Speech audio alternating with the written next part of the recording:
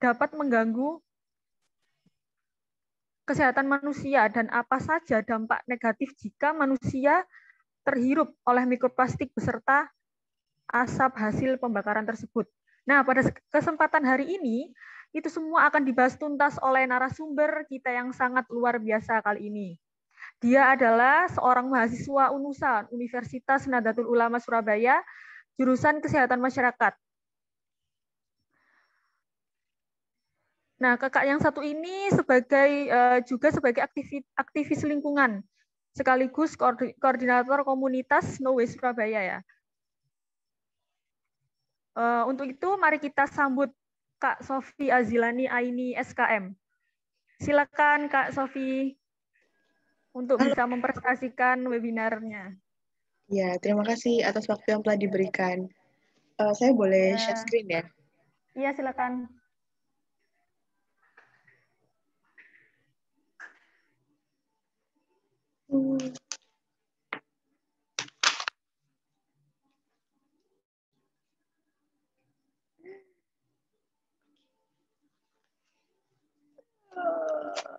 Terima kasih atas waktu yang telah diberikan.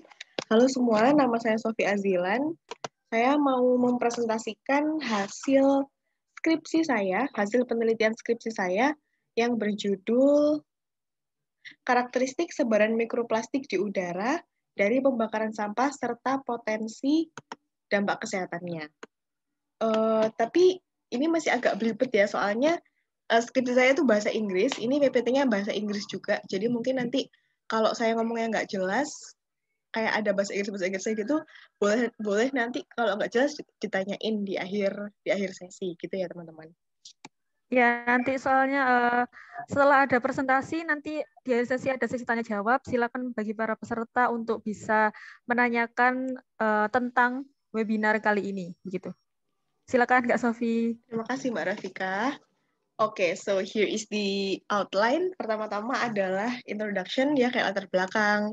Terus juga ada literatur review atau temuan pada penelitian sebelumnya.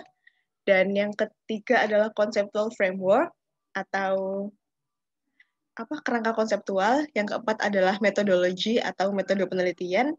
Yang kelima adalah result and discussion.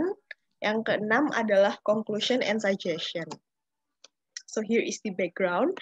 Mungkin banyak dari kita udah tahu ya bahwa Indonesia itu menyumbangkan sekitar 6,8 juta ton of plastic waste to the world ocean in every year. Dan angka ini tuh akan diperparah karena setiap tahun angka ini terus meningkat 5% menurut laporan globalplasticaction.org. Hal ini tuh terjadi karena 70% of plastic waste in Indonesia itu ternyata dilaporkan salah tata kelola, seperti 74% itu dibakar openly burn gitu ya, dilakukan pembakaran terbuka. Terus juga 13% itu ada yang dibuang ke jalan raya, dan 9% lainnya itu terbawa arus air sampai ke laut gitu. Dan akhir-akhir ini public concern on microplastic contamination in the air itu increasing, saya meningkat gitu ya, karena kalau kita lihat kan kita udah banyak ya nemu mikroplastik di air, mikroplastik di tanah, tapi mikroplastik di udara ini masih jadi concern baru gitu loh, karena orang-orang percaya bahwa keberadaan mikroplastik di udara itu bakalan lebih berbahaya dari keberadaannya di tempat lain. Nah, kekhawatiran ini akhirnya terbukti dari hasil penelitiannya Mbak Jenner pada 2022. Dia menemukan rata-rata 39 partikel dari 11 of 13 jaringan jaringan paru-paru manusia yang masih hidup. Jadi dia datang ke rumah sakit, terus dia minta jaringan paru-parunya orang yang sakit gitu ya, orang yang sakit paru-paru, kanker paru-paru ya. Terus diidentifikasi ternyata 11 dari 13 jaringan paru-paru manusia yang masih hidup itu mengandung mikroplastik. Wah, bahaya banget kan. Terus juga the number of studies, penelitian mikroplastik di udara itu mungkin udah pernah dilakukan ya di beberapa lokasi, tapi penelitian mikroplastik dari hasil pembakaran sampah itu belum pernah dilakukan. Jadi saya ingin melakukan penelitian ini. Slide-nya gerak ya, teman-teman? Iya, gerak, Kak. Oke. Selanjutnya adalah batasan penelitian. Jadi, penelitian saya ini dilakukan di 2 TPS dengan tungku pembakaran sampah di Krian, Sidoarjo. Sample collection duration atau durasi pengumpulan sampel ini dilakukan hanya 8 jam yang dilakukan di bulan Februari dan Maret 2022. Karakteristik mikroplastik seperti ukurannya, bentuknya, warnanya, itu akan diidentifikasi menggunakan stereo microscope. Dan plastik polimernya juga diidentifikasi menggunakan FTIR analysis. Nah, penelitian saya ini bertujuan untuk, pertama, mengidentifikasi keberadaan dan sebaran mikroplastik di udara ambien pada 2 TPS dengan tungku pembakaran sampah dengan 2 jarak yang berbeda. Jadi nanti itu saya mau jadi saya meletakkan 2 sampling equipment pada 2 jarak yang berbeda, yaitu 3 meter dan 15 meter dari tungku pembakaran sampah tersebut. Tujuan yang kedua adalah untuk mengidentifikasi karakteristik mikroplastik, yaitu bentuknya, ukurannya, warnanya, dan plastik polimernya. Lalu tujuan yang ketiga adalah untuk mengestimasi kira-kira bagaimana sih potensi dampak kesehatan yang akan terjadi pada manusia apabila mereka melakukan pembakaran sampah tersebut. Selanjutnya adalah bab 2, literatur review. Kalau kita lihat penelitian sebelumnya di indoor dan outdoor air di Portugal itu Prata menemukan bahwa di indoor air sebanyak 0,4 hingga 59,4 partikel mikroplastik di indoor air. Sedangkan di outdoor air, Prata menemukan 0 hingga 1,5 partikel. Jadi kan berarti kalau kita lagi di indoor air seperti saat ini, kalau kita ngehirup itu kayaknya bakal banyak banget nih partikel mikroplastiknya. Ini penelitiannya dilakukan di sebuah perumahan elit di Portugal. Di indoor air-nya itu di daerah ruang tamunya, dan di outdoor air-nya itu adalah di halaman rumahnya. Ternyata jumlah partikel mikroplastik di ruang tamu itu lebih banyak loh daripada jumlah partikel mikroplastik di parkiran di halaman rumahnya. Horor banget ini, teman-teman. Lalu ukuran yang ditemukannya itu adalah tidak lebih besar dari 10 mm. Dan bentuknya itu mikroplastik yang ditemukan adalah fragmen dan fiber. Tapi sayangnya dia tidak melakukan uji FTIR ya. Lalu di Iran, Akbar ini meneliti di outdoor air, dia menemukan 5,2 partikel per meter kubik dengan ukuran tidak lebih dari 2,5 mm. Dan bentuk yang ditemukan adalah fragmen fiber dan film. Lalu di Spanyol, outdoor air, Penelver juga menemukan rata-rata 35,97 mikroplastik partikel di outdoor air dengan ukuran 0,125 mm hingga 0,2 mm yang berbentuk fragmen dan fiber. Nah, kira-kira ini kan di outdoor air yang tanpa pembakaran sampah ya. Coba kira-kira kalau di tempat saya ini, di tempat penelitian saya ini, kira-kira berapa ya partikel yang akan ditemukan? Let's find out. Ini adalah chapter 3, conceptual framework. Jadi ini adalah kerangka konsep. Untuk mencapai tujuan yang pertama, yaitu untuk mengidentifikasi jumlah mikroplastik itu dilakukan pre-evaluation. Seperti kita harus mengetahui terlebih dahulu arah angin. Arah mata anginnya itu timur, barat, selatan, ya itu harus kita ketahui dulu. Terus kita letakkan glass beaker. Glass beaker ini adalah sampling equipment-nya ya, yang setinggi 150 cm atau setinggi rata-rata inhalasi manusia, yaitu hidung. Jadi kalau kita bernafas kan kira-kira tingginya 150 cm lah ya. Terus juga kita lakukan passive sampling selama 8 jam.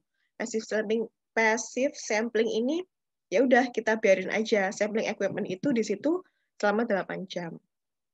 setelah kita siapkan 3 poin tadi, selanjutnya kita letakkan pada 2 jarak yang berbeda, yaitu 3 meter dari furnace, dari tungku pembakaran, dan 15 meter yang agak jauh.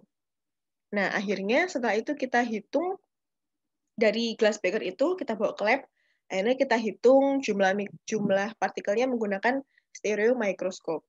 Dan untuk menggapai tujuan yang kedua, yaitu identify the MPS karakteristik, itu kita lakukan, ya kita identifikasi bentuknya menggunakan mikroskop, ukurannya dan warnanya menggunakan mikroskop, dan untuk mengidentifikasi type of polymernya kita gunakan FTIR. Dan untuk menggapai tujuan yang ketiga, yaitu estimate the possibility health impact, kita lakukan perhitungan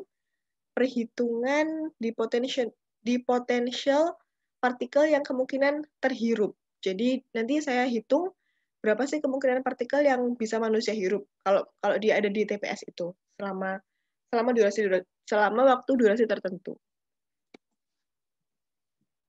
Nah, selanjutnya adalah study location. Penelitian ini dilakukan di Krian, Sidoarjo, di lokasi pertama yaitu TPS Tambak, dan di lokasi kedua yaitu TPS Kemasan.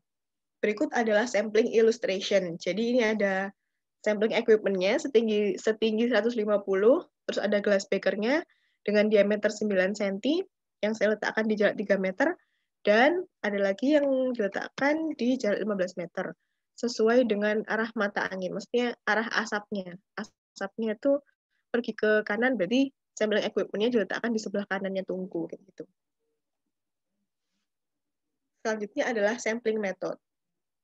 Instrumen yang digunakan untuk mengumpulkan study object atau mikroplastik ini adalah glass beaker yang diameternya 9 cm, ukurannya 1 liter, dan penelitian ini juga menggunakan wooden tripod atau tripod kayu setinggi 150 yang dibiarkan selama 8 jam. Metode ini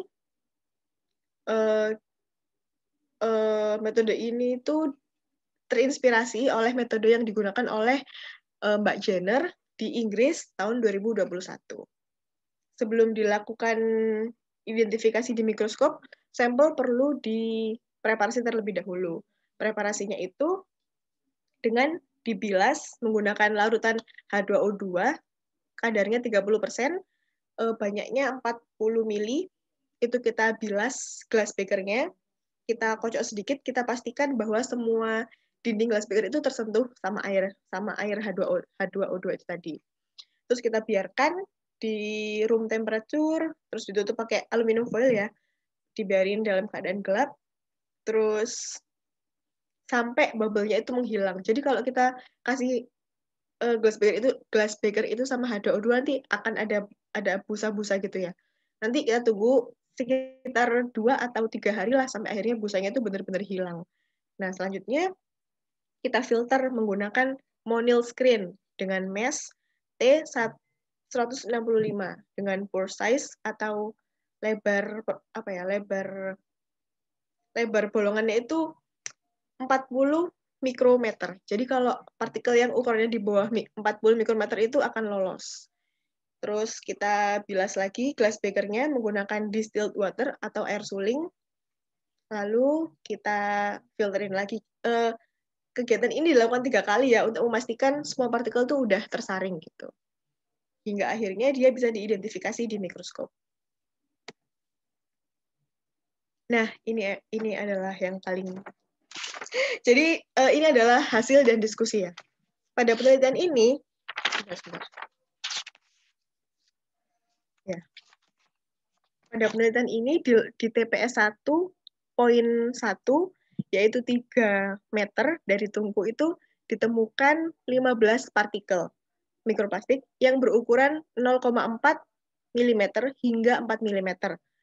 Di TPS 1 lokasi kedua di TPS 1 poin kedua yaitu 15 meter ditemukan 25 partikel yang berukuran 0,1 mm hingga 2 mm. Sedangkan di TPS 2.1 yaitu 3 meter ditemukan partikel sebanyak 13 partikel yang berukuran 0,6 mm hingga 3 mm. Sedangkan di TPS 2.2 yaitu 15 meter, partikel yang ditemukan adalah 19 dengan ukuran 0,1 mm hingga 1 mm. Mungkin kita bertanya-tanya ya, kenapa kok jaraknya lebih jauh, itu kok partikelnya lebih banyak? Kenapa kok pada jarak yang lebih banyak itu kok partikelnya tuh ukurannya lebih kecil? Mungkin kita bertanya-tanya, kan seharusnya kalau dekat sama tungku kan lebih banyak gitu dapatnya, tapi kok yang lebih jauh malah lebih banyak.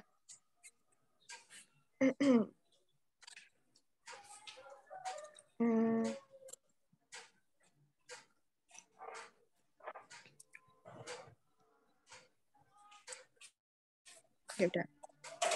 Ternyata ya kekhawatiran apa ya? Ketidaktahuan kita ini dijawab oleh penelitian sebelumnya. Jadi pada penelitian sebelumnya itu ada yang melaporkan bahwa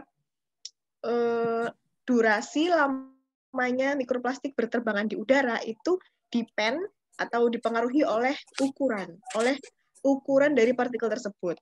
Jadi kalau dia itu lebih kecil, dia itu bisa terbang lebih jauh, bisa pergi kemana-mana yang mengikuti arah angin. Jadi kalau di sini kan kalau dia itu jumlahnya sedikit, itu berarti ukurannya itu besar. Kalau dia itu jumlahnya banyak, berarti ukurannya itu kecil-kecil. Jadi dia bisa terbang lebih jauh gitu. Jadi saat jaraknya itu lebih jauh dari tungku, ternyata ukurannya lebih kecil. Pokoknya intinya itu ukuran itu mempengaruhi jumlah partikel yang ditemukan yang dipengaruhi oleh jarak gitu. Saya bingung juga sih gimana jelasinnya. Dan dari keempat sampling point ini semuanya berbentuk fiber dan keempat-empatnya berwarna hitam, biru, kuning, dan merah. Nah, berikut adalah bentuk mikroplastik yang ditemukan. Misalnya di foto D itu adalah mikroplastik yang berwarna hitam berukuran 2,5 mm yang ditemukan di TPS 1.1 3 meter, yang pendek ya, yang dekat dengan tungku itu. Terus yang poin E itu, yang gambar E itu adalah warna biru berukuran 2 mm yang ditemukan di TPS 1.1 yaitu 3 meter. Dan yang F itu adalah mikroplastik berwarna merah yang ditemukan di TPS 2.1. Mungkin kita bertanya-tanya,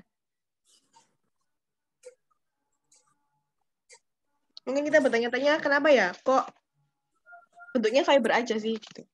Ternyata ada juga penelitian lain yang emang melaporkan fiber itu sebenarnya.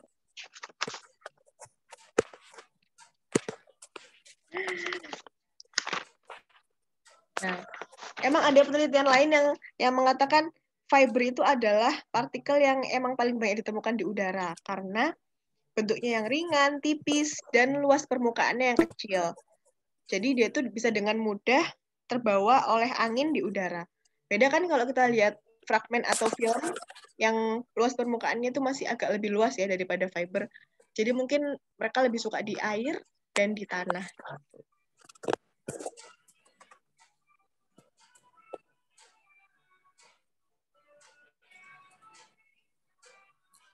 Nah, berikut adalah plastik polimer type. Setelah diidentifikasi wave number-nya, akhirnya diketahui pada TPS 1.1 jenis plastik yang ditemukan adalah selofan. Di mana selofan ini adalah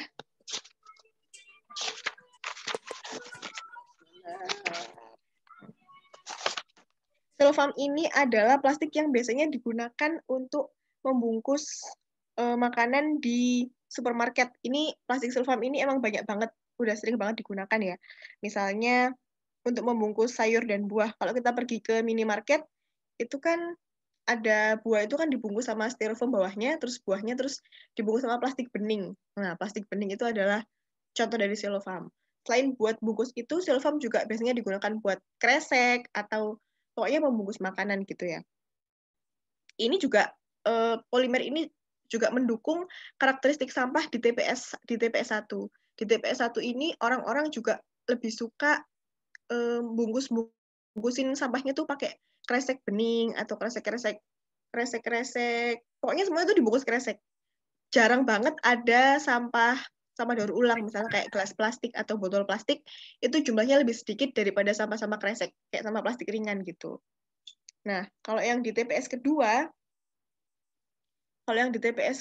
itu ditemukan politetrafluoroetilen atau teflon. Ini juga mendukung banget karena karakteristik sampah di sana itu mereka orang-orang di TPS lokasi kedua ini ya, mereka tuh semuanya tuh dibuang di TPS itu. Mau itu kasur, wajan, kompor bekas, pokoknya barang-barang rumah tangganya yang udah nggak layak pakai itu akhirnya dibuang ke lokasi ini. Ini kalau politetrafluoroetilen itu adalah teflon ini, non-sticky coating surface for pen. Jadi buat ditaruh di wajan yang biar nggak anti lengket itu loh, biar anti lengket itu pakai teflon itu. Terus kayak dan cookware lain, kayak alat-alat masak lainnya gitu. Terus juga dibuat bikin jas hujan, juga dibuat bikin karpet atau jaket yang glossy itu, jaket yang glowing kayak apa jas hujan ya, jas hujan itu terbuat dari politetrafluoroetilen ini. Benar juga di situ tuh nggak banyak sih, mungkin ada beberapa sampah-sampah jas hujan bekas gitu, yang akhirnya dibakar, terus partikelnya ketangkap sama hasil penelitian ini. Tapi juga tetap ada itu sih, sampah-sampah organik atau sampah rumah tangga kayak sayur-sayuran atau sampah plastik itu juga tetap ada. Tapi sampah rumah tangga seperti yang tadi disebutkan itu juga bisa ditemukan di TPS kedua ini. Nah, ini adalah potensi health impact. Karena di TPS 1 rata-rata jumlah temuannya adalah 20 partikel, dan di TPS 2 rata-rata partikel yang ditemukan adalah 16 partikel, dan apabila angka ini dibagi dengan sampling equipment diameter yaitu 9 cm, akan menghasilkan 2,3 partikel per centimeter nose hole di TPS 1, dan 1,8 partikel per centimeter nose hole di TPS 2. Jadi kalau kita selama 8 jam duduk-duduk di TPS 2, kemungkinan kita bisa ngehirup 1,8 partikel mikroplastik. Nah, kalau kita duduk santai di TPS 1 selama 8 jam, kemungkinan kita bisa ngehirup 2,3 partikel partikel mikroplastik gitu. Tapi ini juga itu sih kayak masih perkiraan gitu ya, perkiraan yang ya kemungkinan gitu. Soalnya kan hidung itu kan hidung kan ngehirup kan. Bisa jadi jumlah partikel itu lebih banyak yang masuk ke dalam tubuh. Tapi bisa juga lebih sedikit karena kan saya kan naruh sampel equipment-nya kan dibuka gitu ya, diangkat kayak nerima gitu, nampung. Bisa jadi kalau hidung itu ngadepnya ke atas kan mungkin angkanya bisa sama gitu, tapi kan beda. Jadi masih belum tahu ini tuh beneran berpotensi ini atau enggak. Cuman ini yang kemungkinan yang kemungkinan bisa terhirup itu segini angkanya. Dan perhitungan ini adalah perhitungan yang dilakukan oleh penelitian sebelumnya juga. Jadi Akbar di Iran pada tahun 2019 dia juga melakukan penelitian mikroplastik di pinggir tol jalan raya. Itu dia pakai apa namanya penangkap gitu loh, penangkap kayak apa ya, kayak double tip gitu, setinggi 150 cm, terus dia ngitung gitu dari isolasi itu dia cari berapa jumlah partikel mikroplastik yang nempel di situ. Nah, di situ dia hitung. Jadi kalau selama 1 jam kita berdiri di tol situ, kita udah ngehirup berapa partikel. Nah, itu yang saya lakukan perhitungannya di sini juga.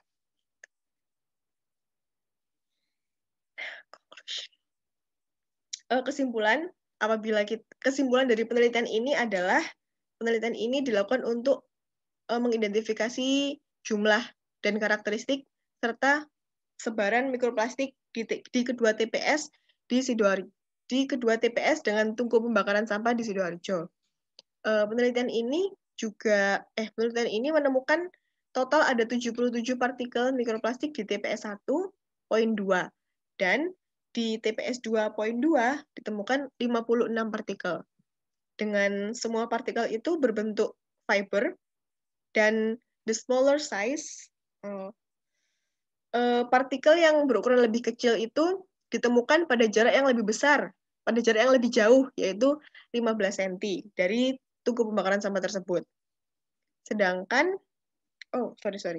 misalnya di poin 1, yaitu 3 meter, ukuran mikroplastik yang ditemukan adalah 0,4 hingga 4 mm. Sedangkan di poin 2, yaitu 15 meter, partikel yang ditemukan berukuran 0,1 hingga 2 mm. Jadi itu lebih kecil banget ya. Terus, kebanyakan warna yang ditemukan adalah warna hitam di kedua sampling location, dan type of polymer yang ditemukan adalah cellophane di TPS 1 dan polytetrafluoroethylene di TPS 2. Dari penelitian ini juga diestimasikan bahwa sekitar 1,9 hingga 2,3 partikel mikroplastik bisa masuk ke dalam tubuh manusia melalui pernafasan selama 8 jam di kedua lokasi tersebut. Selanjutnya adalah saran.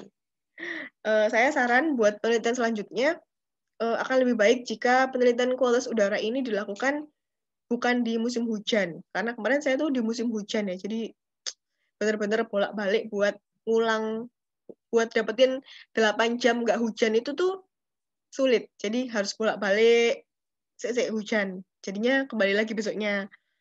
Ya harus di-repeat many time untuk mendapatkan data yang akurat. Terus juga sampling duration-nya ya kalau bisa lebih lama, soalnya pada penelitian sebelumnya ini mereka juga lama-lama sih, ada yang 12 jam, 24 jam, 3 hari, 1 bulan, gitu-gitu. Tapi terserah sih, kan lihat tujuannya masing-masing ya. Terus juga suggestion buat pemerintah, Kementerian Lingkungan Hidup mungkin, agar segera merilis batas aman. Batas aman, berapa sih mikroplastik yang aman terhirup oleh manusia itu berapa partikel? Kan sekarang kan belum ada kan. Terus juga buat Sidoarjo Regency, pemerintah Kabupaten Sidoarjo, akan lebih baik apabila praktek pembakaran sampah itu ditutup karena setiap hari itu menimbulkan pencemaran udara yang memicu perubahan iklim.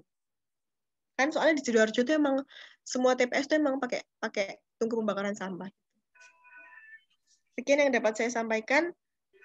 Saya tahu ini masih kurang clear banget. Saya pengen dikasih pertanyaan sama teman-teman. Mungkin ada yang mau dijelaskan lebih lanjut. Saya kembalikan ke Mbak Rafika. Terima kasih. Ya, sangat menarik sekali ya presentasinya dari Kak Sofi ini. Dan ini sangat resiko sekali ternyata ketika Kak Sofi sedang melakukan sampling di lapangan ya. Bagaimana rasanya Kak ketika Kakak mengambil sampling di lapangan, kan itu juga sangat beresiko untuk terhirup mikroplastik di tubuhnya Kak Sofi sendiri itu. Ya Mbak, bener banget. Apalagi orang-orang yang bekerja di TPS itu saat memasukkan sampah itu mereka nggak pakai masker. Jadi pada jarak 3 meter dari tunggu itu orang-orang lagi milah sampah.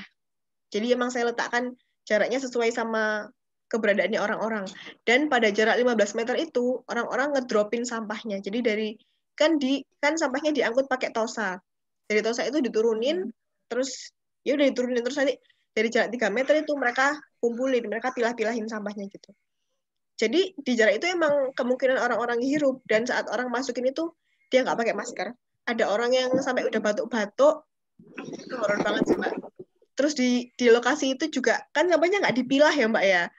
Mau itu sampah plastik, mau itu sampah organik, itu bener-bener berceceran di TPS itu. Banyak uget-uget, banyak vektor itu banyak banget vektor laler, nyamuk, banyak banget. Terus juga ayam, kucing, banyak banget hewan-hewan penyebar penyakit gitu Mbak. Domba juga. Jadi bener-bener harus pakai sarung tangan, pakai hand sanitizer, pakai sepatu boot, pakai masker itu, masker lapis. Iya sih, itu tantangan banget. Akhirnya 8 jam itu nunggu ini dari jauh, nggak bener-bener 8 jam stay di TPS, Mbak. Oh ya, iya kira-kira kok bisa sih plastik yang di TPS itu bisa jadi mikroplastik? Gimana proses degradasinya gitu? Ya Mbak, terima kasih pertanyaannya. Sebentar. Jadi dia itu, jadi plastik keras itu kalau dibakar dia itu nggak benar-benar hancur ya. Kan ada yang berubah jadi fly ash atau bottom ash, tapi juga ada yang berubah jadi smoke atau asap gitu ya. Kalau dibakar itu kan ada zat bahan kimia penyusun plastik itu akhirnya dia terpecah. Jadi ke udara itu jadinya tuh ke udara itu jatuhnya tuh serpihan-serpihan gitu loh. Jadi saat saat keluar dari tungku itu ya nggak benar-benar asap yang bahan kimia, tapi juga ada partikel-partikel kecil yang berterbangan. Salah satunya fiber, mikroplastik bentuk fiber ini. Jadi dia itu kalau dia itu kena panas, itu dia yang awalnya itu berikatan itu bisa terlepas gitu loh ikatannya. Kan dia kan ikatannya apa ya? Bilangnya tuh padat gitu ya, berikatan sempurna gitu. Terus kalau dibakar tuh ya dia kepanasan mungkin, akhirnya dia terlepas. Dia nggak mau sama ikatannya itu, akhirnya dia terbang gitu. Gitu sih Mbak. Itu saya bahas di bab 2 tapi bahasa Inggris, jadi saya nggak enak mau bacainnya. Ya mungkin ini pesertanya penasaran. Ada yang ditanyakan dari penelitian dari Kak Sofi. Ini silakan dari peserta bisa bertanya, bisa menggunakan fitur raise hand untuk bisa langsung bertanya atau bisa dituliskan di kolom komentar. Ada Octavia dari UI, bisa mengaktifkan mikrofonnya untuk bisa bertanya ke Kak Sofi. Ya, makasih Kak. Mohon maaf izin off cam ya Kak, karena lagi di luar. Ya, gitu. Nah, ya, silakan. Kak Sofi, aku mau nanya. Jadi kalau misalnya ini kan di Sidoarjo ya Kak, dan saya kan baru juga kembali ke Surabaya itu hampir 1 tahun. Tapi yang saya amati kalau saya di Jakarta waktu itu saya kan Jabodetabek gitu ya, itu udah makanan saya sehari-hari. Nah, waktu itu di daerah Bekasi, kalau nggak salah kita tahu lah Bekasi gitu ya sekarang, apalagi di daerah dekat Cibubur itu sangat sampahnya sangat menumpuk bahkan kali-kali di sana itu sudah tidak bisa terlihat lagi, pemerintahnya nggak bisa gitu. Nah sama halnya dengan membakar itu nggak menyelesaikan gitu, kalaupun pemerintahnya sendiri nggak bisa ini. Dan yang paling saya saya rasakan itu kalau Kak Sofi mungkin cuma bisa merasakan asap gitu. Kami waktu itu dari Prudential melakukan kegiatan sosial di mana di situ kita harus makan, kita harus ini gitu, dan mereka tinggal di situ sih Kak. No way. Gimana kita harus merasakan makan di dekatan sampah kalau kita nggak makan, kalau kita nggak minum ya kita nggak bisa menghargai dong gitu. Dan kita ngelihat juga gitu ternyata nggak kalau yang saya lihat tuh banyak sekali anak-anak yang sisa makanan itu karena orang tuanya nggak punya malah dimakan lagi sama mereka. Jadi itu yang bikin saya 3 hari 3 malam malah mungkin bisa dibilang nafsu saya makan tuh nggak ada, tapi karena saya menghormati ya saya harus ini. Tapi waktu pembakaran itu saya pernah sih Kak ngelihat ada anak satu itu sampai sudah terkena paru-parunya kalau nggak salah ya, karena sudah deket dengan jarak sampah. Orang tuanya cuma bilang gimana lagi, tidak ada yang bisa menghuni, bahkan pemerintah sekalipun tidak ada solusi. Jadi saya mau tanya gitu, apakah yang di Sidoarjo itu kasusnya parah seperti gunungan seperti itu atau gimana Kak gitu? Dan saat sampah yang sudah masuk sebagai mikro tadi gitu, zat-zat tadi itu apakah berbahaya bagi kesehatan tubuh kita jika kita tinggal di situ terlalu lama? Itu aja sih Kak, makasih. Ya, bisa. Iya. Kak Sofi langsung dijawab aja. Terima kasih pertanyaannya Mbak Octavia. Masya Allah, itu horor banget ya kejadiannya. Itu pengalaman yang sangat tidak terlupakan mungkin.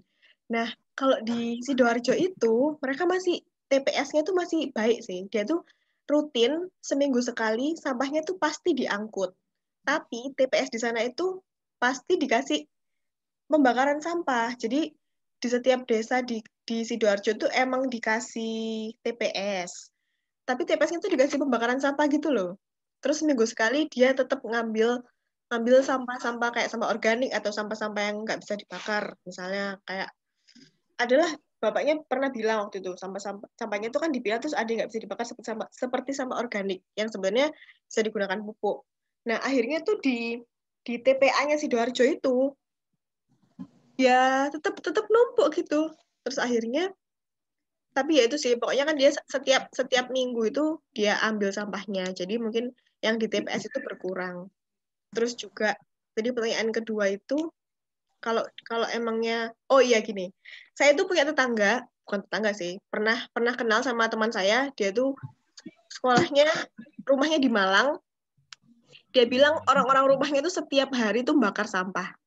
Kalau masyarakat, oh sebentar, saya kasih tahu dulu lagi. Kalau di kedua lokasi TPS saya ini kebetulan jauh dari rumah warga. Jadi di depan TPS itu hanya ada satu warung buat kantin dan halaman lainnya tuh kayak sawah-sawah. Rumahnya itu kayak 1 kilo atau 2 kilo lah dari rumah dari TPS tersebut. Jadi nggak langsung kena masyarakat umum. Jadi cuma ada beberapa orang aja yang terpapar itu. Kalau petugas TPS-nya saat ditanyain, ada nggak dampak kesehatan yang dialami? Bilangnya sih nggak ada. Tapi padahal ngomongnya sambil batuk-batuk. Udah nafasnya itu udah setengah-setengah gitu loh. Tapi masih bilang nggak ada dampak kesehatan yang dialami. Terus di TPS kedua juga bilang gitu, nggak ada dampak kesehatan yang dialami.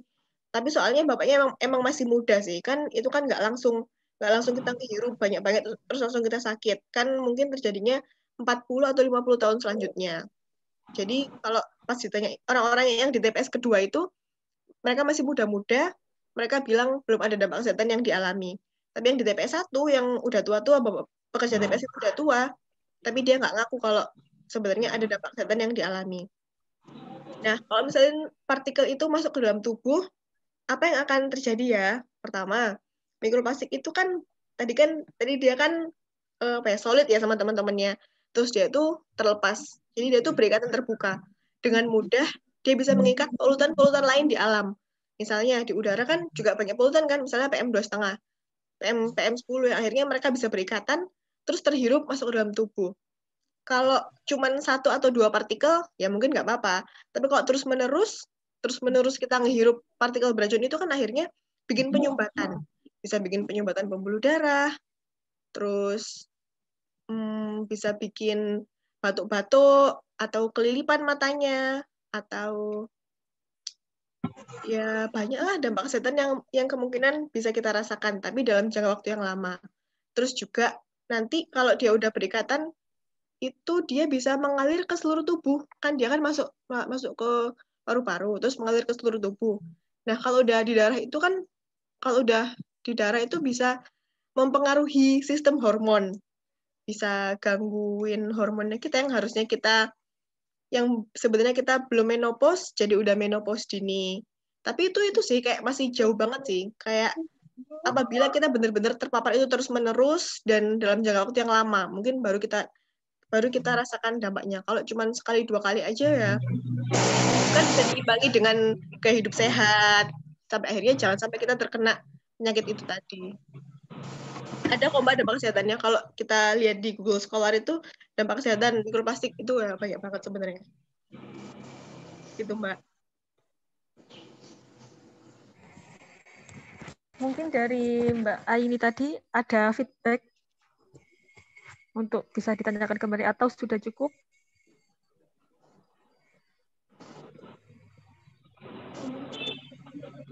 Oh, udah cukup kayaknya. Ini Kak, ada pertanyaan dari Bu Sri Endang Sukarsi. Pertanyaannya, bagaimana ini sampai kepada yang berdampak dan institusi menangani karena di sekitar TPS masyarakat yang bekerja sebagai pemulung tidak paham. Oh, ini tentang edukasi kepada masyarakat. Bagaimana jika ada TPS terbuka, terus sudah jelas dampak kesehatannya gitu, gitu Kak. Terima kasih atas pertanyaannya. Jadi sebenarnya orang-orang yang di TPS 2 yang di kemasan itu mereka sebenarnya paham. Mereka tahu dampak kesehatannya ini. Kalau bakar tuh sebenarnya harus pakai masker. Sebenarnya nggak boleh bakar. Itu sebenarnya mereka tahu. Tapi ya gimana? Ini emang kerjaannya mereka. Kalau di TPS 1 yang di TPS Tambak itu orang-orang sana benar-benar nggak ngerti. Dan di TPS Tambak itu ada rusun. Benar-benar nggak sampai 50 meter itu ada rusunawa, banyak anak-anak, banyak ibu-ibu, banyak bapak-bapak di situ. Tapi kalau dilihat dampak kesehatannya sih nggak ada sih. Mereka kayak nggak mengeluhkan penyakit apa-apa. Cuman ya mungkin keadaan rumahnya jadi lebih kotor karena kena kena asap pembakaran sampah itu. Jadi harus nyapu setiap hari, terus banyak debu di rumahnya. Tapi kok dampak kesehatan yang dialami tuh, saya nggak ngelihat secara langsung mereka itu batuk-batuk atau enggak, mereka itu. Tapi anak-anak di sana tuh kurus-kurus. Anak-anak kecil-kecil di sana itu, apakah itu karena dampak mikroplastik ya?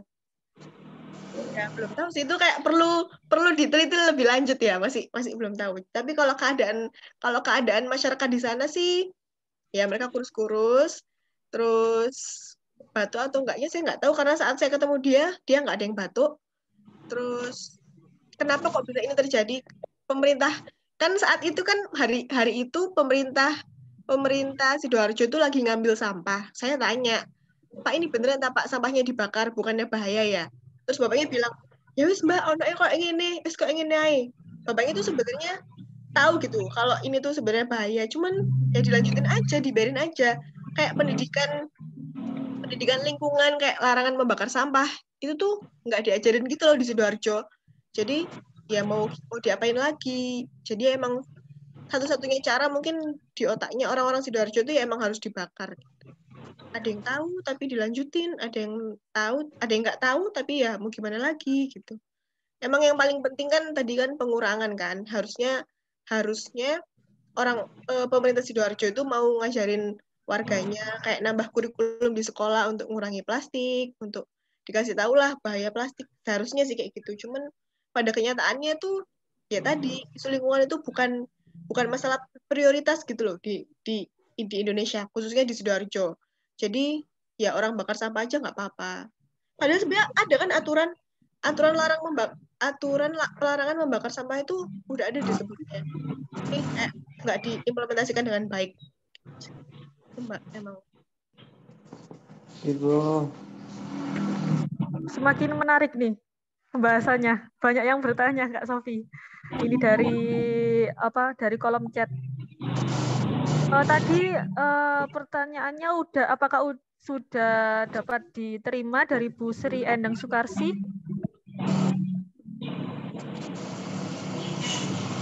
Sepertinya sudah cukup. Ya, terima kasih, Mbak. Cuman saya sedih banget ya mendengar hasil penelitian ini. Kalau kemudian tidak ada pihak yang mengumpulkan, mungkin banyak ya penelitian tentang, mohon maaf ya saya enggak open kamera. Banyak penelitian yang terkait dengan mikroplastik, dan memang sedikit di satu sisi, sedikit orang mengetahui dampak daripada pencemarannya atau dampak misalnya dibakar ataupun tidak dibakar, karena ikan juga yang makan plastik itu kan juga bahaya bagi manusia. Nah, kalau saya mungkin melalui Ekoton ini saya berharap sekali ya agar Ekoton bisa menghimpun semua penelitian untuk bisa kita buatkan usulan ya ke pihak yang terkait dengan instansi untuk membuat kebijakan yang betul-betul lebih berpihak kepada masyarakat, terutama yang dampak dekat dari pengolahan sampah ataupun yang terkait dengan plastik itu. Terima kasih banget nih yang udah melakukan penelitian luar biasa, apresiatif buat Mbak ya. Kasih. Terima kasih Bu.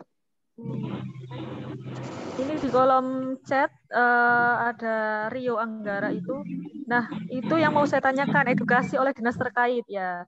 Yang tadi sudah dijelaskan oleh Kak Sofi. Kemudian dari Iswahyudi Universitas Islam Madura, di metode tolong diperjelas mengenai berapa sampel yang diambil, apakah ada ulangan sampel, dan berapa banyak yang dianalisis di FTIR. Silakan Kak Sofi bisa langsung menjawabnya. Terima kasih pertanyaannya. Bentar. Terima kasih pertanyaannya. Jadi untuk metode ya, sebentar saya ganti dulu screen-nya. Ya. Sangat menarik nih, banyak yang bertanya Kak. Iya. Berapa sampel yang diambil ya? Jadi ini kan ada dua poin ya, ada dua sampling poin. dari setiap sampling point itu dilakukan replikasi sebanyak 3 kali. Ini adalah rata-rata temuan dari total, tadi kan totalnya ada 77 partikel di TPS 1 dan 50-an di TPS 2. Nah, ini di rata-rata akhirnya dari 3 replikasi tersebut munculnya angka-angka ini. Terus tadi pertanyaan kedua, yang di FTIR berapa sampel ya? Pertanyaan kedua tadi, yang di FTIR itu berapa sampel? Sebenarnya 10 sampel. Jadi 5 dari TPS 1, 5 dari TPS 2. Tapi karena saya tuh kesulitan mengidentifikasi wave number-nya, jadi saya sepakat menuliskan kayak secara umum. Jadi secara umum, temuan polimer di TPS 1 itu selofan. Secara umum, temuan polimer di TPS 2 itu adalah polytetrafluoroethylene. Karena sebenarnya dari masing-masing 5 sampel ini juga type of polimernya, angka-angka wave number-nya, bentuk grafik-grafiknya itu sebenarnya juga kurang lebih sama. Ya, nggak sama-sama banget sih, cuman ada yang sama gitu.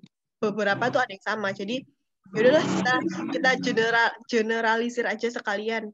Satunya selofam, satunya polytetrafluoroethylene. Gitu, Pak. Terima kasih atas pertanyaannya, Pak. Ya, mungkin ada yang ditanyakan lagi kepada Kak Sofi oleh Pak Iswahyudi. Atau sudah cukup?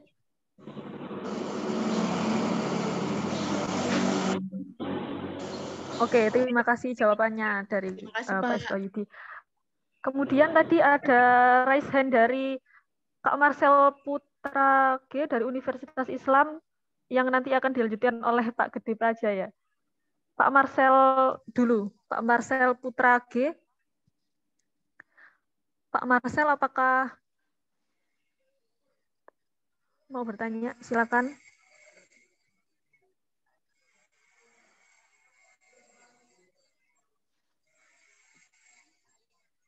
Mikrofonnya masih mati, Pak.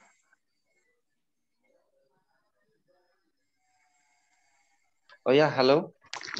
Ya, Pak. Silakan. Ya, terima kasih moderator, juga terima kasih atas penjelasannya dari Mbak Sofi ya. Ini termasuk menarik sekali. Saya tertarik sebenarnya untuk meneliti juga ini terkait mikroplastik ya. Apalagi ini khususnya di saya termasuk baru juga ya. Nah, mungkin yang ingin saya tanyakan itu, apakah waktu Mbak Sofi ini melakukan pengambilan sampel ya, itu apa perlu berpengaruh juga ya Mbak ya terkait kecepatan anginnya, nah seperti itu. Terus yang saya sambil mungkin dikoreksi ya, takut ada yang salah terkait penjelasannya Mbak Sofi tadi, saya itu melihat kalau nggak salah yang paling banyak ditemukan itu yang fiber, karena mungkin yang fiber itu termasuk jenis yang mudah sekali terbang ya, gitu ya Mbak Sofi. Mungkin bisa tolong dijelaskan lagi apakah fiber itu termasuk dari contohnya ya, plastik yang kayak apa. Saya kurang begitu mendengar tadi penjelasannya Mbak Sofi. Terus yang kemudian saya ingin tanyakan, mungkin bisa lebih diperjelas ya Mbak Sofi, sempat dijelaskan kalau ada tadi warna ya, warna mikroplastik, ada yang biru, ada yang hitam, itu saya kurang begitu paham. Itu maksudnya apa gitu ya Mbak Sofi? Mungkin cukup demikian yang saya ingin tanyakan. Terima kasih. Terima kasih atas pertanyaannya, Pak Marcel. Ya, arah angin pertama. Apakah temuan ini dipengaruhi oleh arah angin? Sayang banget, saya tuh nggak ngukur kecepatan arah anginnya. Saya tuh hanya ngukur arahnya kemana, tapi nggak ngukur seberapa cepat angin itu terbang. Seharusnya sih diukur juga sih. Soalnya juga arah angin tuh kadang-kadang berubah. Selama 8 jam itu dia nggak selalu ngarah ke kanan. Kadang-kadang kayak setelah 5 jam, setelah 4 jam, akhirnya dia berubah arah angin, jadi ke kiri atau jadi ke depan gitu. Dan itu juga saya nggak pindahkan sampling equipment-nya. Pokoknya selama 8 jam itu saya tetap meletakkan sampling equipment itu ke situ. Di lokasi pas awal tadi arah anginnya kemana. Terus juga itu sih kesalahan. Mungkin nanti saya tambahkan di rekomendasi ya. Seharusnya penelitian selanjutnya itu juga mengukur kecepatan arah angin. Soalnya referensi di penelitian sebelumnya itu mereka juga nggak ngukur arah angin, karena mereka hanya mengukur partikel fallout. Jadi seberapa banyak partikel yang jatuh gitu loh. Dari atas tuh jatuhnya berapa. Ya sih, ini juga kesalahan saya kan karena saya tuh beda ya, karena pembakaran sampah. Seharusnya juga ngukur tapi nggak saya ukur. Nanti untuk penelitian selanjutnya akan diperbaiki. Terus juga kenapa kok yang paling banyak ditemukan adalah fiber? Emangnya fiber itu dari mana? Saya pernah baca literatur ya. Kalau fragmen itu dia tuh remahan dari plastik besar, plastik keras. Misalnya kayak ember keras, baskom keras, yang plastik yang akhirnya dia merotoli kayak botol plastik keras. Itu kan keras ya. Beda sama fiber. Fiber itu dari benang, kayak masker. Masker kan ada helai-helaian kan di masker itu. Itu juga salah satunya contoh dari fiber ya. Terus juga dari kresek. Tapi kresek itu bahkan lebih seringan jadi fragmen. Kalau yang jadi fiber itu, sebentar saya baca dulu. Ya itu sih dari benang-benang gitu. Atau dari jaring nelayan di laut itu kan fiber juga. Sebentar.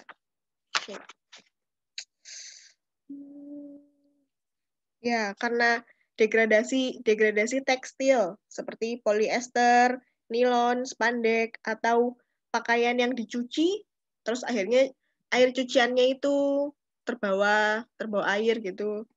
Tapi itu di air sih. Kalau di udara itu dari mana ya? Kalau dari udara itu ya mungkin dari masker itu sih, dari sampah-sampah kain, baju kita. Itu kan juga bisa nggak bener-bener cotton kan. Jadi kemungkinan ini bisa terbang-terbang jadi bikin fiber-fiber baru. Terus pertanyaan ketiga tadi warna. Pertanyaannya tadi kenapa warna hitam yang paling banyak atau kenapa warna hitam yang paling banyak? Karena apa ya? Kita juga nggak tahu ya kenapa kok warna hitam yang paling banyak. Jadi sebenarnya gimana Mas? Boleh diulang pertanyaannya yang warna tadi? Iya, Mbak Sofi, sebenarnya saya kurang begitu paham. Itu warna itu maksudnya apa ya? Apakah kalau putih, kalau hitam itu maksudnya apa gitu? Kalau merah itu apa? Mungkin bisa tolong dijelaskan Iya. lagi. Ya, terima kasih pertanyaannya. Saya tuh sebenarnya di skripsi ini tuh saya juga nggak mau bahas warna sih. Cuman dosen saya yang mau. Pembimbing saya bilang, pembahasan warna itu penting, Mbak. Silakan bahas warnanya juga. Terus saya bilang, warna itu nggak penting, Pak. Sebenarnya nggak usah dibahas. Tapi sama dosen saya disuruh dibahas. Jadi, warna itu kan tinta ya, dari dye. Dye tinta itu. Plastik yang minyak bumi yang mungkin aslinya sih minyak bumi itu bening ya, nggak berwarna. Terus agar dia lebih menarik, akhirnya dikasih warna, ya tahu sendirilah warna plastik kan banyak ya, merah, kuning, hijau, biru, kayak semua warna itu di plastik ada. Warna ini juga ada dampak kesehatannya. Terus kalau misalnya kita lihat di sini paling banyak itu warna merah. Oh berarti dia tuh tadinya kresek besar yang berwarna merah. Berarti kalau kita nemu banyak yang warna biru, berarti ya tadinya dia kresek yang berwarna biru. Saya juga nggak ngerti sih sebenarnya dampak kesehatan dari setiap warna itu apa. Misalnya dampak warna merah itu kan kita juga nggak tahu ini asalnya itu dari apa gitu. Misalnya kan bisa jadi dia kresek merah atau ember merah atau botol plastik warna merah kan kita nggak tahu. Makanya pembahasan warna itu nggak penting sebenarnya, tapi dibahas aja. Ya nggak tahu ya. Pokoknya warna paling banyak ditemukan adalah warna hitam gitu aja.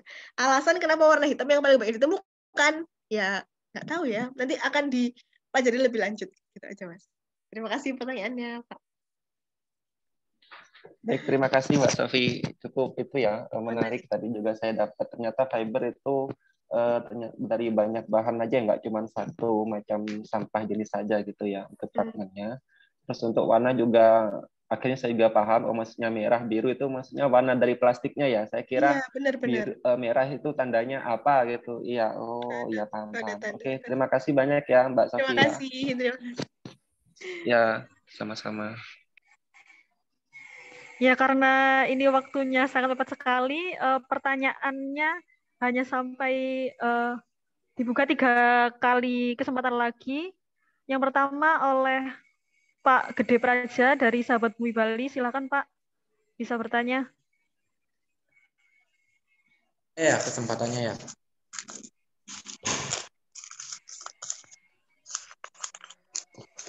Selamat siang.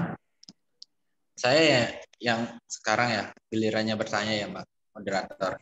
Ya. Iya Pak, silakan. Baik, terima kasih. pertanyaan saya sederhana saja karena ini adalah penelitian. Penelitian ini nantinya untuk siapa, kebermanfaatannya untuk siapa, itu yang pertama. Yang kedua, kenapa penelitiannya mengambil sampel di udara kalau tentang mikroplastik? Karena kalau kita baca tentang mikroplastik, atau saya yang kebetulan berkegiatan tentang lingkungan begitu, ketika plastik kena panas dia sudah menghasilkan mikroplastik. Hasil-hasil sampel penelitian pun juga manusia ini sudah terpapar dengan mikroplastik. Kenapa harus di udara? Siapa yang dipaparkan? Itu yang harus digarisbawahi. Dan warna-warna tadi itu kenapa warna hitam? Mungkin karena sampah-sampah itu kan memang harus menggunakan tas kresek hitam. Itu. Oh Jadi, iya benar. Jadi Mungkin harus diinikan gitu. Penelitian ini jangan ya benar-benar aja begitu. Harus dipahami juga gitu. Kebetulan saya adalah orang sarjana kesehatan masyarakat juga, ahli promosi kesehatan, dan sekarang sedang menempuh S2 tentang manajemen lingkungan begitu. Yang saya mau tanyakan, Mbak yang melakukan ini sudah melakukan secara bijak nggak tentang plastik? Sudah berlaku budaya organik nggak? Sudah melakukan pilah, olah, dan kelola sampahnya nggak di rumahnya begitu? Jangan sampai nanti melakukan sampel penelitian tapi tidak melakukan hal-hal ini begitu. Dan yang keempat, pertanyaan saya, ini sedang melakukan skripsi apa tesis apa disertasi? Kalau melakukan skripsi, kamu bimbingannya menggunakan sistem paperless apa tidak? Oke. Paperless, Pak, paperless. Benar, paperless. Nanti saya tanyakan loh kepada dosenmu, kamu Unair ya? Kan Pak, saya Unusa. Unusa. Berarti kalau kamu lagi skripsi, kok kamu sudah pasang gelar SKM?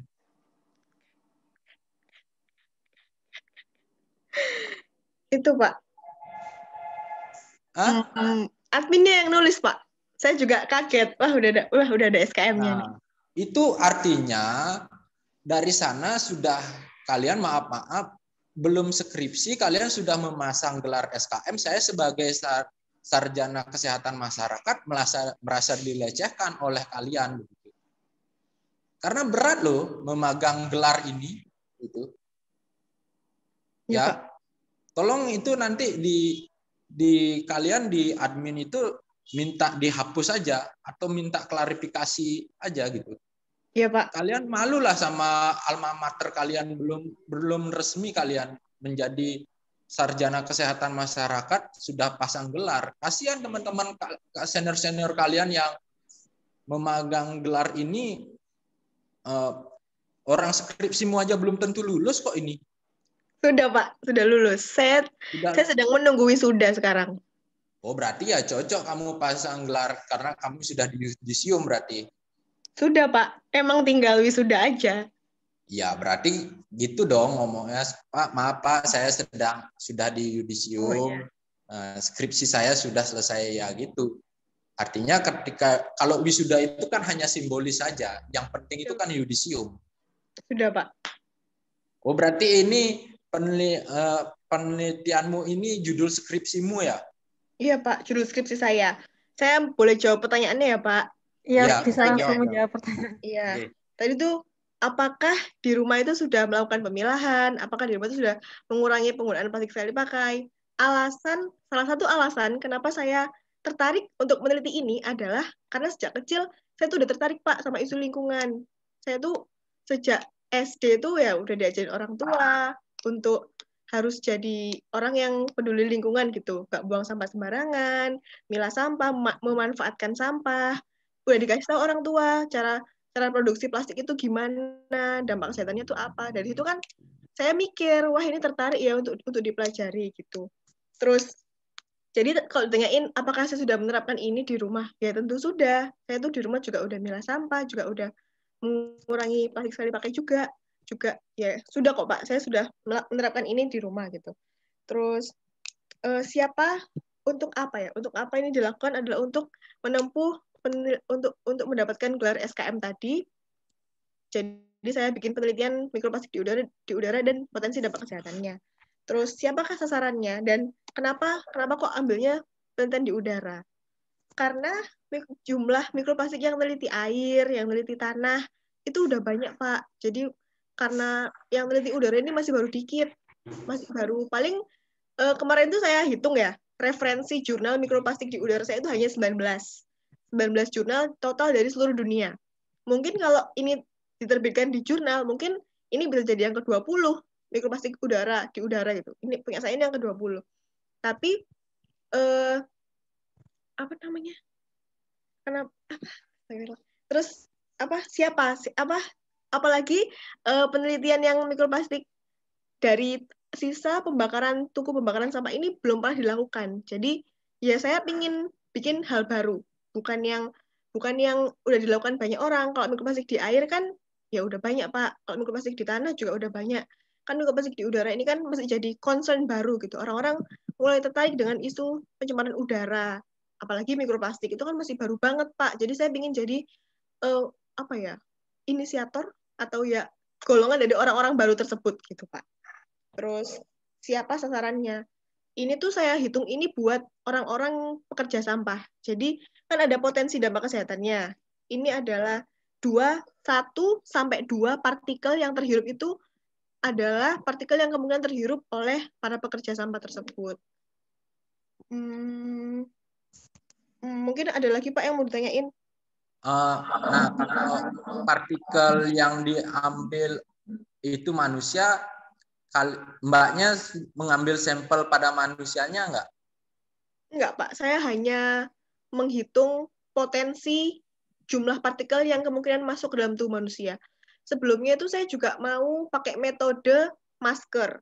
Jadi, tapi ini nggak berjalan ya, Pak ya. Jadi saya tuh mau kasih pekerjaannya itu dengan masker, terus saya hitung jumlah partikel yang nempel di maskernya. Kayak metode yang digunakan sama Pak Akbar di Irak. Mereka juga bikin penelitian itu. Tapi kayak kata dosen saya itu sulit, Mbak. Ya udah untuk penelitian skripsinya sarjana, udahlah cukup kamu hitung aja jumlah partikel dari yang dikeluarkan dari asap itu. Nggak usah sampai yang terlalu dampak kesehatan yang benar-benar pada manusia. Jadi dampak kesehatannya saya hanya lakukan perhitungan gitu, Pak. Ya. Jadi sebenarnya kalau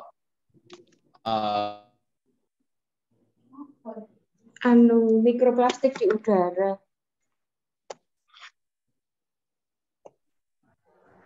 Halo Pak Gede Praja, apakah koneksinya sepertinya terganggu ya? Ini di tempat sampah. Mungkin nanti bisa berdiskusi lebih lanjut kepada Kak Sofi melalui media sosialnya Kak Sofi gitu ya? Ya, boleh Pak. Media sosial Kak Sofi bisa dicantumkan di kolom komentar mungkin Kak Sofi. Oh, oke. Ini kayaknya banyak banget pertanyaan dari para peserta. Dan waktunya ini udah melebihi batas waktu ya Kak Sofi. Jadi mungkin teman-teman dan rekan-rekan sekalian yang mau bertanya langsung langsung bisa bertanya ke Kak Sofi melalui media sosial yang telah dicantumkan oleh Kak Sofi di kolom chat. Begitu ya Kak Sofi? Iya Mbak.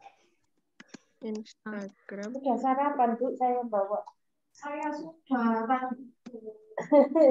Dimohon untuk Bu Sri matikan mikrofonnya ya Bu. Kembung. Udah Mbak. Oke, Kak Sofi, gimana Kak Sofi? Terima kasih ya, saya senang banget banyak orang-orang yang tanya. Mungkin boleh Mbak satu lagi nih, Mas Mualim Suprayogi mungkin diperbolehkan. Oke. Ya. Halo, Mas Mualim Suprayogi, bisa menyalakan mikrofonnya. Baik. Terima kasih, salam semuanya. Sebelumnya mohon maaf belum bisa on cam. dari pembahasan tadi, sebelumnya cerita sedikit nih tentang TPS yang berada di daerah saya, gitu, di Bangkalan khususnya. Nah itu beberapa tahun yang lalu sudah terjadi konflik gitu, karena dari pihak DLH mengelola sampah itu dengan cara dibakar. Padahal TPS itu bekas galian C yang entah dalamnya berapa gitu ya. Itu sampai menggunung. Padahal di situ ada alat berat, entah mereka kelola bagaimana. Gitu. Tapi pada akhirnya mereka bakar juga. Dan itu dampaknya kepada masyarakat, bukan hanya udara, tapi sumur-sumur warga juga berdampak. Pada tahun 2020, ini saya mencoba membuat satu eksperimen gitu dari limbah plastik, misalnya dari botol, plastik kresek atau fiber, mungkin masker, pempas gitu ya, saya bakar jadi satu dengan bahan oli, campur pasir dengan takaran-takarannya. Saya jadikan itu paving block yang persegi itu. Setelah diuji coba ternyata kuat gitu, dengan berat 1 ton, tapi lemah di daya serap. Nah ini yang jadi permasalahannya kan, masalah asap pembakarannya ini, itu akan bisa merusak juga buat bumi kita. Gitu. Nah ternyata ada opsi lain, asap ini kita kasih cerobong lalu arahkan ke air. Sudah itu air itu ternyata bisa difermentasi lagi agar limbah dari asap ini yang sudah jadi air menguap gitu, tidak merusak bumi juga, kita manfaatkan juga buat yang lain gitu. Itu apakah ada sebelumnya penelitian-penelitian seperti itu? Karena ini cuma opsi dari teman-teman gitu. Yang kedua mungkin tentang itu, Kak, pembangkit listrik tenaga sampah gitu. Apakah sebelumnya ada penelitian apalagi di Surabaya kan lagi rame, setelah di asesmen dengan teman-teman dari Walhi, ternyata ada 2 pendapat. Saya tidak tertarik untuk menjawab pertanyaan. Ada yang setuju dan ada yang tidak. Yang setuju mungkin karena banyaknya bank sampah yang berada di kampung-kampung mereka gitu. Nah itu bagaimana menurut kakak gitu tentang 2 ini tadi, pertanyaan tentang pembakaran limbah plastik yang akan dijadikan paving block, asapnya ini, terus tentang pembangkit listrik tenaga sampah. Terima kasih. Silakan dijawab Kak Sofi untuk menutup pertanyaan kali ini. Untuk menjawab pertanyaan dari Mas Mualim Suprayogi. Silakan Kak. Terima kasih pertanyaannya. Saya tidak tertarik untuk menjawab pertanyaannya. Karena apa ya? Kan gimana ya? Plastik itu kalau dibakar kan, plastik itu kan dia kan jadi, tadinya kan dia ikatan. Kalau dia dibakar itu zat penyusunnya itu jadi bukannya hilang ya, itu jadi berubah, jadi kembali seperti awalnya. Tadinya kan dari minyak bumi, ditambah-tambahi bahan kimia berbahaya seperti BPA, benzen, ftalat, dan bahan-bahan kimia lain yang kalau kita yang masuk dalam tubuh itu tentunya memberikan dampak negatif.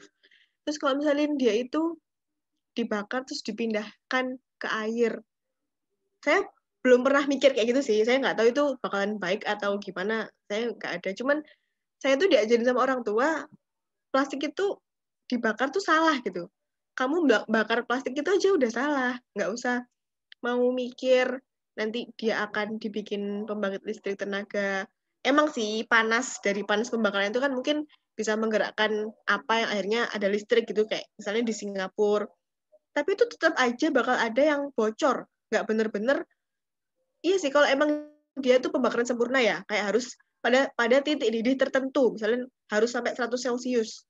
Itu tuh mahal.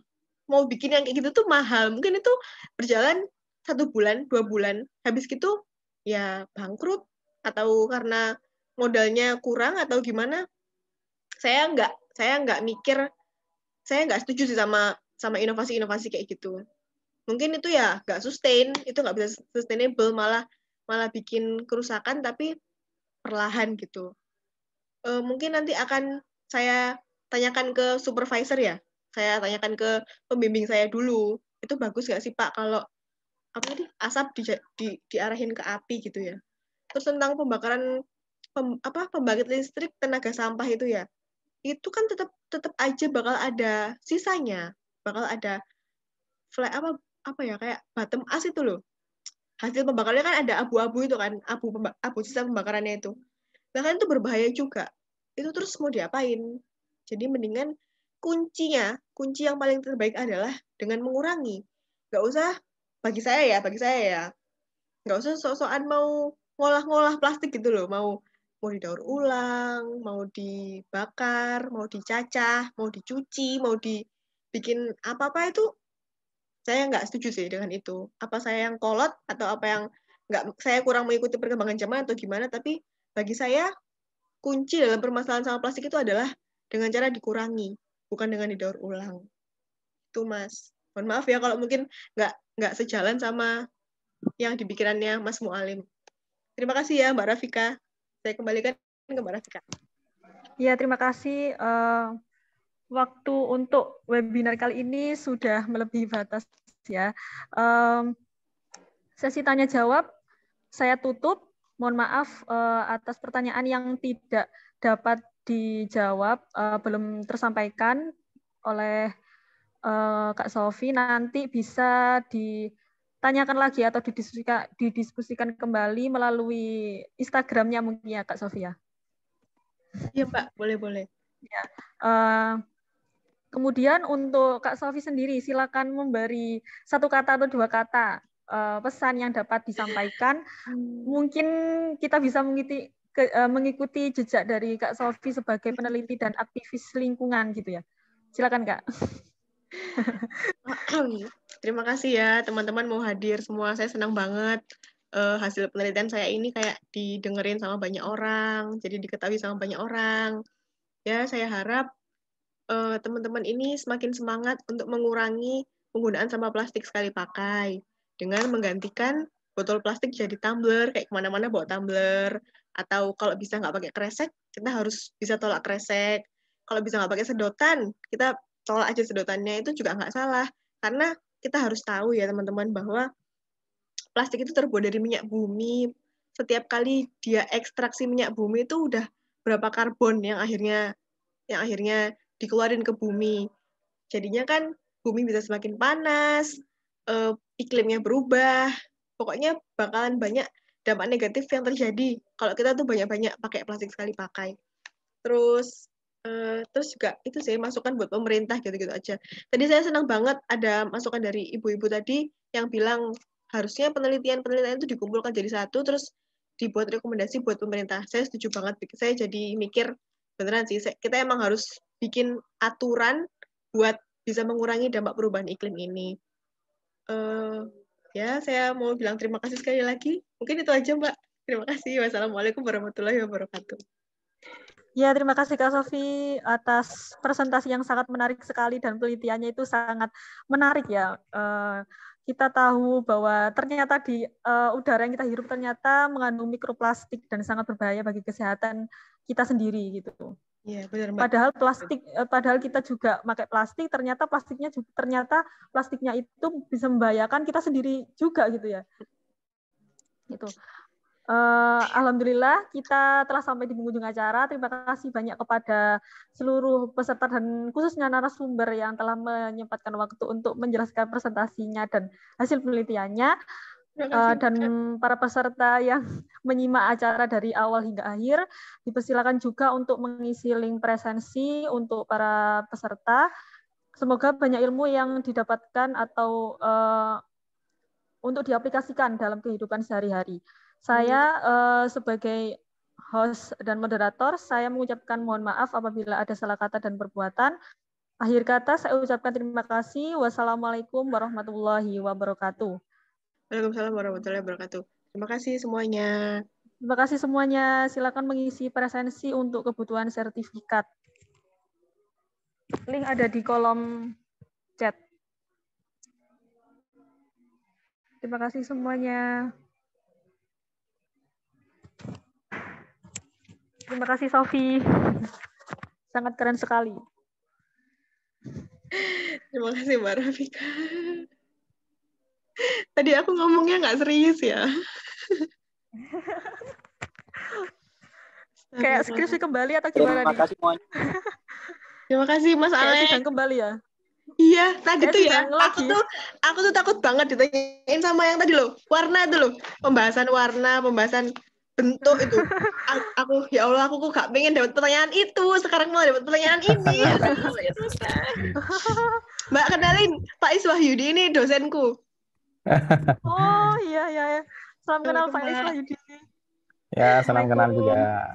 Salam. Satu tim tuh tadi sama Pak Marcel.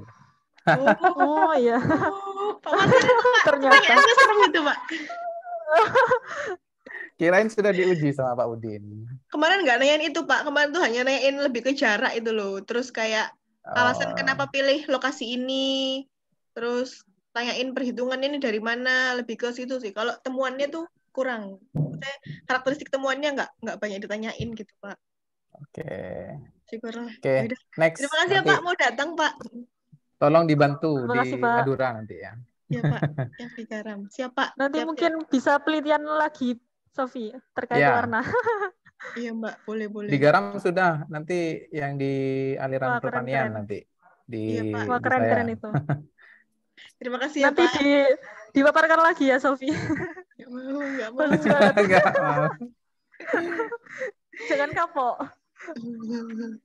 Partisipannya masih banyak ya? Nggak keluar orang-orang ini. Ya sudah, makasih. Ya, sehat terima selalu kasih ya Pak. semuanya. Ya, terima kasih. Terima kasih. Selamat siang semuanya. Mbak, end meeting aja loh Mbak, kan bisa di end meeting. Iya, iya Yes. ini mau end meeting. Dadah, makasih ya Mbak. Dadah. Terima kasih.